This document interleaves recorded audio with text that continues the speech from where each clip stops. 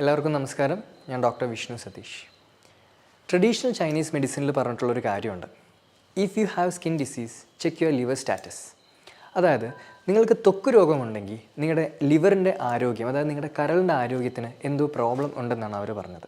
അതായത് നിങ്ങളുടെ കരളിലുണ്ടാകുന്ന ചില അസുഖങ്ങൾ അല്ലെങ്കിൽ കരളിൻ്റെ ആരോഗ്യം കുറയുന്നത് സ്കിന്ന് അല്ലെങ്കിൽ ത്വക്ക് രോഗങ്ങൾ ഉണ്ടാക്കാനുള്ള ചാൻസസ് വളരെ വളരെ കൂടുതലാണ്. ഇത് ട്രഡീഷണൽ ചൈനീസ് മെഡിസിൻ മാത്രമല്ല, എല്ലാ സിസ്റ്റം ഓഫ് മെഡിസിനും ആക്സെപ്റ്റ് ചെയ്തിട്ടുള്ളൊരു ഫാക്റ്റാണ് സ്കിൻ ഡിസീസ് ലിവറുമായിട്ടൊരു കണക്ഷൻ ഉണ്ട് എന്നുള്ളത്. ഇതിനൊരു ഉദാഹരണം ഞാൻ പറയാം. സോറിയാസിസ് എന്ന അസുഖത്തെക്കുറിച്ച് നിങ്ങളെല്ലാവരും കേട്ടിട്ടുണ്ടാകും. ഒരുപാട് പേര് അഫക്റ്റഡ് ആയിട്ടുള്ളൊരു പ്രശ്നമാണ് ഈ സോറിയാസിസ്. ശരിക്കും നമ്മുടെ ലിവറും സോറിയാസിസും തമ്മിലൊരു ബന്ധമുണ്ട്.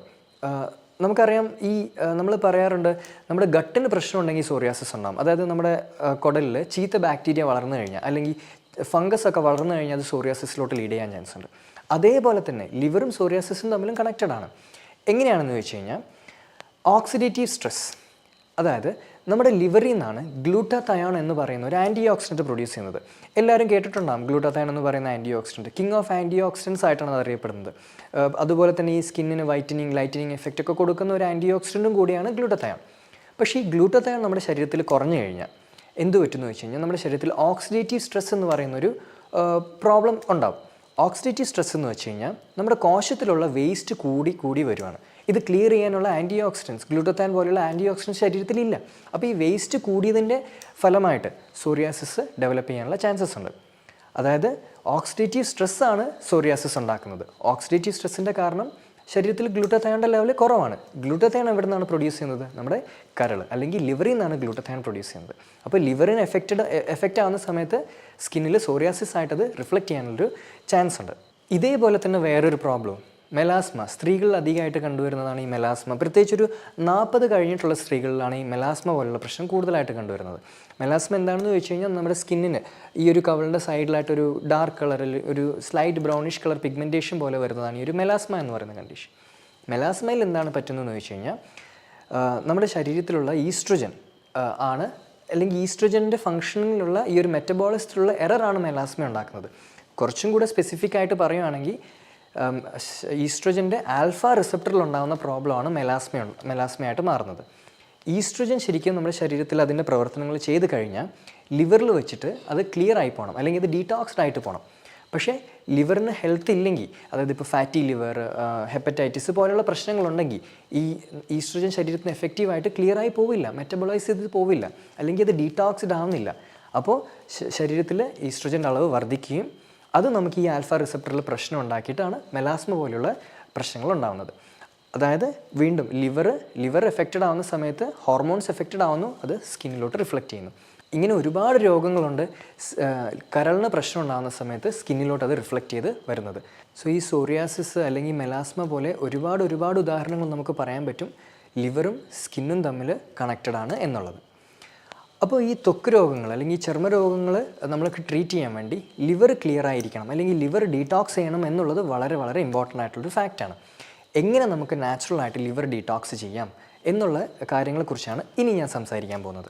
ലിവർ ക്ലീൻ ചെയ്യാൻ അല്ലെങ്കിൽ ലിവർ ഡീടോക്സ് ചെയ്യാൻ വേണ്ടിയിട്ട് നാച്ചുറലായിട്ട് നമുക്ക് ചെയ്യാൻ പറ്റുന്ന ഒരു ട്രീറ്റ്മെൻറ്റാണ് കോഫി എനിമ എന്ന് പറയുന്നത്. എനിമ എന്ന് പറയുന്ന ട്രീറ്റ്മെൻറ്റിനെ കുറിച്ച് നിങ്ങളിൽ പലരും കേട്ടിട്ടുണ്ടാകും. അതായത് മലദ്വാരത്തിലൂടെ ഒരു ട്യൂബ് വഴി വെള്ളം അകത്തോട്ട് പമ്പ് ചെയ്തിട്ട് അവിടെയുള്ള വേസ്റ്റ് മെറ്റീരിയലൊക്കെ ക്ലിയർ ചെയ്യുന്ന ഒരു ട്രീറ്റ്മെൻറ്റാണ് ഈ എനിമ എന്ന് പറയുന്നത്. വയറ് കഴുകുക എന്നൊക്കെ നമ്മൾ ഉദ്ദേശിക്കുന്ന ഒരു ട്രീറ്റ്മെൻറ്റ്.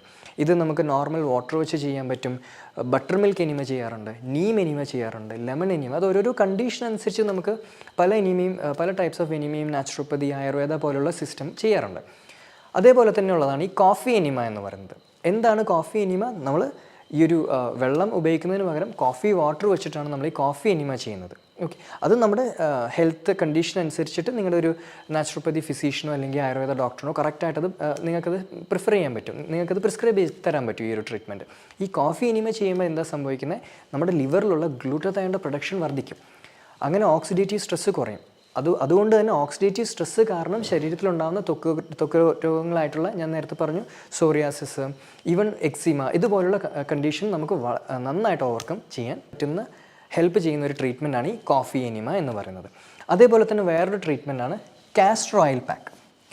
എന്താണ് കാസ്റ്റർ ഓയിൽ പാക്ക്? നമുക്കറിയാം ആവണക്കെണ്ണ നമ്മളെല്ലാവരും കേട്ടിട്ടുണ്ട്. നമ്മൾ ഈ പറഞ്ഞ പോലെ തന്നെ വയറിളക്കാൻ വേണ്ടിയിട്ട് അല്ലെങ്കിൽ വയറ് കഴുകാൻ വേണ്ടിയിട്ട് ഉപയോഗിക്കുന്ന ഒരു ഓയിലാണ് ഈ ആവണക്കെണ്ണ എന്ന് പറയുന്നത്. ഈ ആവണക്കെണ്ണ നമ്മൾ ചൂടാക്കിയിട്ട് ഒരു തുണി എടുത്തിട്ട് അതിലോട്ട് അത്യാവശ്യം നല്ല വലിപ്പമുള്ളൊരു തുണി എടുത്തിട്ട് ഈ ആവണക്കെണ്ണയിൽ ഒരു ഇളം ചൂടുള്ള ആവണക്കെണ്ണയിൽ ഇത് ഡിപ്പ് ചെയ്തിട്ട് നമ്മളത് സ്ക്വീസ് ചെയ്തിട്ട് നമ്മുടെ ഈ ഒരു ലിവറിൻ്റെ ഒരു അബ്ഡോമൻ്റെ മോൾ പോർഷനിൽ ഒരു 10 മുതൽ 15 മിനിറ്റ് വരെ ഇട്ട് വയ്ക്കണം. ആവണക്കെണ്ണ അല്ലെങ്കിൽ ഈ ഒരു കാസ്റ്റർ ഓയിൽ പാക്ക് ചെയ്യുന്നത് വഴി നമുക്ക് ലിവറിലോട്ടുള്ള രക്തോട്ടം കൂട്ടാൻ പറ്റും. അതാണ് ഏറ്റവും ഇമ്പോർട്ടൻ്റ് ആയിട്ടുള്ള കാര്യം. രണ്ടാമത്തത് ലിവറിലുള്ള ഇൻഫ്ലമേഷൻ ക്ലിയർ ചെയ്യാൻ പറ്റും. അതുകൊണ്ട് തന്നെ നമുക്ക് ഈ ഫാറ്റി ലിവർ അങ്ങനെയുള്ള ഡിസീസിനൊക്കെ വളരെ വളരെ എഫക്റ്റീവാണ് ആവണക്കെണ്ണ അല്ലെങ്കിൽ കാസ്റ്റർ ഓയിൽ പാക്ക് എന്ന് പറയുന്ന ട്രീറ്റ്മെൻറ്റ്. നിങ്ങൾക്കത് വീട്ടിൽ തന്നെ സിമ്പിളായിട്ട് ചെയ്യാൻ പറ്റുന്നൊരു ട്രീറ്റ്മെൻറ്റാണ് കാസ്റ്റർ ഓയിൽ പാക്ക് ട്രീറ്റ്മെൻറ്റ് എന്ന് പറയുന്നത്. ഇനി അടുത്തത് ഒരു സപ്ലിമെൻറ്റിനെ കുറിച്ചാണ് ഞാൻ സംസാരിക്കുന്നത്.